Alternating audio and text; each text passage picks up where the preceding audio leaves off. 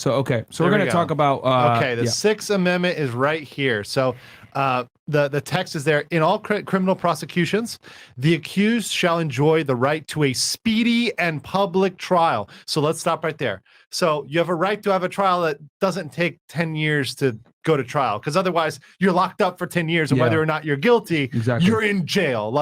That's a big problem. By an impartial jury. One more time. Impartial jury. That does not mean that the jury already comes in and being like, this guy's guilty. Yeah.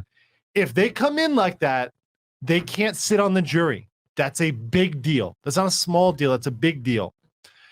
Of the state and district wherein the crime shall have been committed, which district shall have been properly asserted by law, and to be informed of the nature and cause of the accusation, to be confronted with the witnesses against him, to have the compulsory process for obtaining witnesses in his favor, and to the assistance of counsel for his defense. So those are all the protections you get in the courtroom. Yes. You get in the courtroom. Guys, and the big thing I want you guys to really take away from this is trial by an impartial jury of the state, man.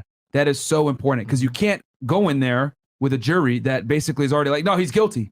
Well, what the hell's the point of having, having court? What the hell's the point of having, a trial? Right. If they're going to, make you guilty, and then also being able to confront your accusers.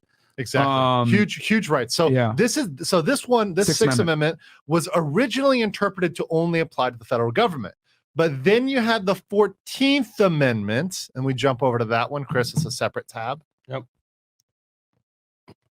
And the 14th Amendment, through actually case law related to racial restrictions, right? Mm-hmm. A lot of the racial prohibitions in the South were banned by use of the 14th Amendment, which includes a due process clause.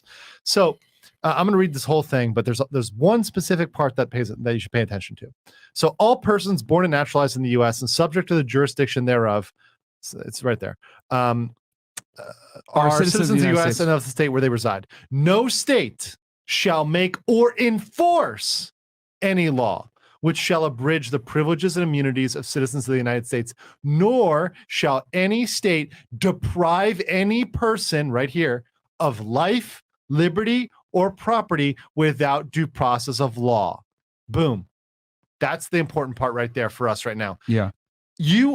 A criminal case is the ultimate deprivation of life, liberty, and property. Yep. Your life is taken away from you. You no longer have control over your life. The state controls you.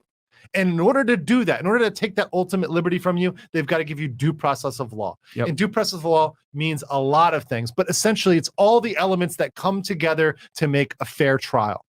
Yep. Guys, I mean, this is serious stuff. And here's the thing. It is so important that if this is violated, right? If these amendments are violated, someone that's guilty will walk. That's what I'm trying to explain to you guys. That